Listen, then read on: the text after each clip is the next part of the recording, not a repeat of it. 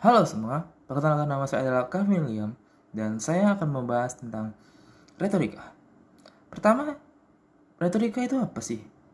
Jadi, retorika merupakan sebuah ilmu berbicara yang berarti mengucapkan kata atau kalimat kepada seorang atau kelompok orang untuk mencapai suatu tujuan tertentu agar pendengar terpengaruh dan paham.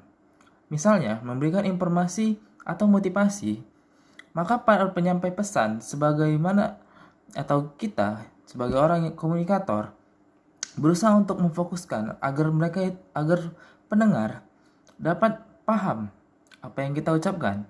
Sebagai contoh, kita sedang melakukan penyuluhan tentang bahaya COVID-19 atau virus corona.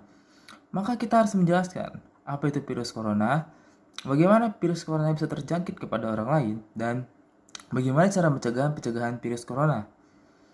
Oleh karena itu, orang yang kita kumpulkan agar mereka bisa mengerti bagaimana virus corona itu bisa menjadi sangat berbahaya, itu harus mengerti apa itu virus corona, bagaimana terjangkitnya, dan apa dampaknya bagi kehidupan mereka. Retorika dapat diartikan secara etimologi, yaitu sebagai dalam bahasa Yunani itu seni berbicara. Retorika yang merupakan sinonim dari komunikasi. Jika hendak dirumuskan, retorika dapat diartikan sebagai suatu seni berbicara untuk menyampaikan pendapat, ide, atau konsep dengan lisan agar orang yang mendengar pesan disampaikan secara garis besar terpapar jenis komunikasi, yaitu komunikasi secara tertulis maupun tidak. Dalam hal ini, Plato mengungkapkan bahwa retorika adalah kemampuan di dalam pengaplikasian bahasa lisan yang sempurna dan merupakan jalan bagi seorang untuk memperoleh pengetahuan yang luas dan sempurna. Dr. Anderson Carpati mengartikan retorika sebagai kemampuan seseorang untuk menyatakan pikiran dan perasaan dengan menggunakan lambang-lambang bahasa. Dari beberapa definisi tersebut, di atas apapun definisi dan siapapun yang mengungkapkannya dan mengacu memberikan penekanan kepada kemampuan menggunakan bahasa lisan yang baik dengan memberikan sentuhan gaya atau seni di dalam penyampaiannya, maka retorika disebut dengan seni berbicara. Jadi, jika kita amati, dalam kehidupan sehari-hari banyak orang yang berbicara.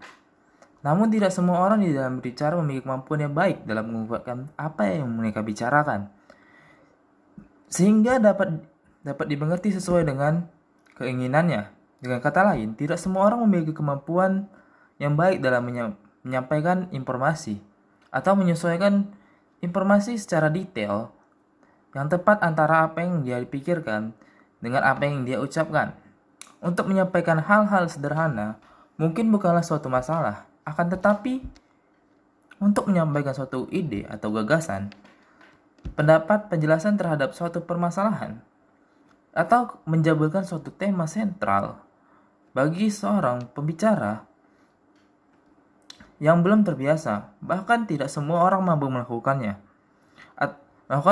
dengan kecakapan dan proses latihan yang secukupnya untuk dapat tampil dengan baik menjadi seorang pembicara yang handal.